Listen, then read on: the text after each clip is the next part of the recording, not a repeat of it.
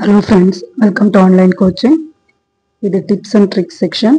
இந்த tips and tricks sectionல இப்போ நம்ம என்ன பார்க்க போறோம் அப்படின்னு பார்த்தீங்கன்னா எக்ஸல்ல தான் some tips பார்க்க போறோம். இந்த எக்ஸல்ல some content நான் டைப் பண்ணியிருக்கேன். இந்த கண்டென்ட்ல பார்த்தீங்கன்னா இந்த டெக்ஸ்ட் வந்துட்டு நமக்கு ஹைட் ஆயிருக்கு.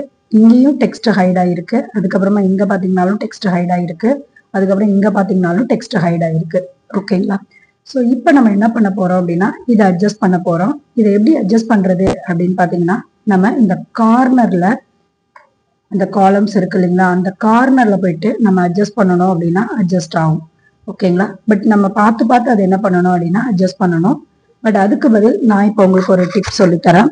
இப்போ நான் இதை கண்ட்ரோல் Z ப்ரெஸ் பண்ணிட்டு நார்மலா எப்படி இருந்துச்சோ அதே மோட்ல கொண்டாந்து வச்சுட்டேன். இப்போ எனக்கு இதை அட்ஜஸ்ட் பண்ணணும் அப்படின்னா இது மேல வச்சு நான் டபுள் கிளிக் பண்ணினேன் அப்படின்னா நமக்கு என்ன ஆயிடும் அப்படின்னு பாத்தீங்கன்னா நமக்கு ஆட்டோமேட்டிக்கா ஃபில் அட்ஜஸ்ட் ஆயிடுச்சு.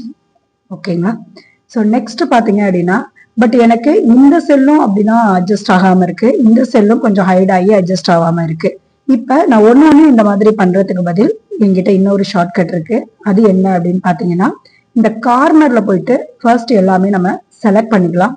செலக்ட் பண்ணதுக்கு அப்புறமா மேல ஏதாவது ஒரு செல்லு மேல, அதாவது ஏதாவது ஒரு காலம் மேல நம்ம இதை டபுள் கிளிக் பண்ணணும் அப்படின்னா நமக்கு என்ன ஆயிடும் அப்படின்னு பாத்தீங்கன்னா அட்ஜஸ்ட் ஆட்டோமேட்டிக்கா ஆயிடும்.